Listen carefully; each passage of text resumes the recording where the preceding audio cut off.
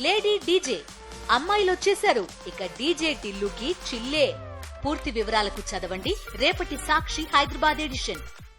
వైఎస్ఆర్సీపీ నేతలపై అసభ్యకర పోస్టులు పెట్టిన వారిపై పోలీసులు ఎలాంటి చర్యలు తీసుకోవడం లేదు అన్నారు మాజీ మంత్రి అంబటి రాంబాబు.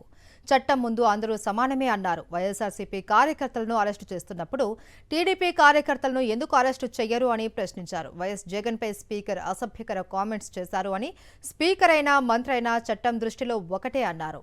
ఎస్పీ కూడా యాక్షన్ తీసుకోకపోతే న్యాయస్థానాన్ని ఆశ్రయిస్తాము అన్నారు అంబటి.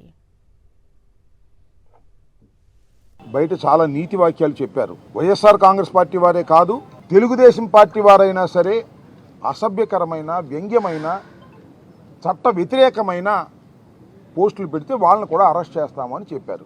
మరి ఈ ప్రభుత్వం వచ్చిన తర్వాత మా వాళ్ళని అయితే అరెస్ట్ చేశారు, వందలాది కేసులు పెట్టారు, కానీ ఒక్కరిని కూడా అరెస్ట్ చేయలేదు. దాన్ని దృష్టిలో పెట్టుకొని ఈ పోస్టులు ఏదైతే అసభ్యంగా మాట్లాడారో, ఏదైతే అసభ్యంగా ట్వీట్లు చేశారో అవన్నీ ఆధారాలతో కన్సర్న్ పోలీస్ స్టేషన్స్లో మేము కంప్లైంట్ ఇవ్వడం జరిగింది. ఈ రోజు వరకు ఏ విధమైన యాక్షన్ తీసుకున్నారో మాకు తెలియదు. మళ్ళా చట్టపరంగా యాక్షన్ తీసుకోవాల్సిందిగా కొంత లోయర్ లెవెల్లో ఉన్నటువంటి పోలీసులు ఇన్ఫ్లుయెన్స్ గురవుతున్నారేమో, ఈ యాక్షన్ తీసుకోవడం లేదేమో. కాబట్టి ఎస్పీ గారు మీరు దీనిలో ఇంటర్ఫీర్ కావాలి, ఆ కేసులను రిజిస్టర్ చేసి వారిని కూడా తీసుకొచ్చి కోర్టులో ప్రొడ్యూస్ చేయాలి అనేటువంటి ఉద్దేశంతో ఈ రోజున మేమందరం కూడా ఎస్పీ గారిని కలిసి అవి ఇవ్వటం జరిగింది. మనలో మనమాట.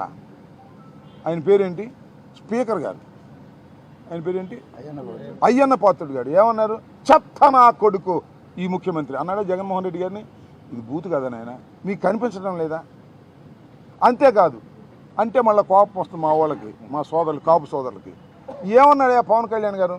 చెప్పు తీసి వైఎస్ఆర్ కాంగ్రెస్ పార్టీ ఎమ్మెల్యే కాపు నా కొడకల్లారా చెప్పు తీసి కొడతా అన్నాడే లేదా? ఇది బూతు కదా? దీని మీద యాక్షన్ ఉండదా? అంటే మా వాళ్ళు ఎక్కడ పొరపాటున బూతు మాట్లాడితే మమ్మల్ని గొంతు నొక్కేస్తారా? జైల్లో పెట్టేస్తారా? నెల తరబడి తిప్పేస్తారా? మీకు ప్రత్యేకమైన చట్టం ఉందా? నాకు తెలియక అడుగుతున్నా. ఆర్జీవి గారు సినిమా తీశారంట, దానిలో మన ఆయన పేరు ఏంటండి, చంద్రబాబు నాయుడు గారి అబ్బాయి లోకేష్ ఏదో వ్యంగ్యంగా పెట్టారంట, పప్పను గిప్పను. దానికి కోపం వచ్చేసి ఇప్పుడు ఇంటి చుట్టారు ఉన్నారు పవన్ కళ్యాణ్, ఏది మన ఆర్జీవి గారు ఇంటి చుట్టారు, ఆయన పట్టుకొచ్చేసి అరెస్ట్ చేసేద్దామని. నేను ఒక మాట చెబుతున్నానయ్యా, ఎవరయ్యా సీమరాజు అంట, ఎవరో నాకు తెలిసి చూడాలి నేను. ఆ సీమరాజు గారు మరి ఆయన మీద యాక్షన్ తీసుకోరా? కండవ వేసుకుని మాట్లాడుతున్నాడు, చూసారా మీరు? ఏమండి చూసారా లేదు మీరు? వైసీపీ కండ వేసుకుని మాట్లాడుతున్నాడు, మా పార్టీ వాళ్ళలాగానే మాట్లాడతాడు. జగన్మోహన్ రెడ్డికి అనుకూలంగా ఉన్నట్టుగా మాట్లాడతాడు, నన్ను తిడతాడు.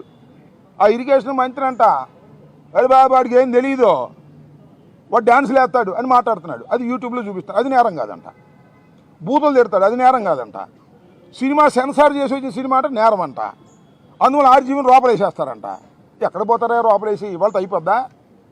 పాపం పండదా? ఇవాళతో ప్రభుత్వాలు శాశ్వతంగా ఉంటాయని మనం చేస్తున్నా.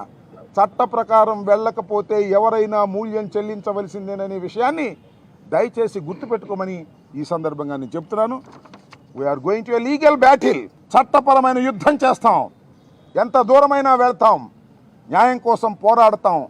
చట్టం ముందు లోకేష్ అయినా, అంబటి రాంబాబు అయినా, సీమ రాజైనా, ఆ త్రిపుల్ రాజైనా, అయ్యన్న పాత్రుడైనా, ఈ లింగ పాత్రుడైనా ఎవరైనా ఒకటేనని నిరూపించేంత వరకు మేము పోరాటం చేస్తాం. తగ్గేదే లేదని కూడా ఈ సందర్భంగా నేను చెప్పగలను.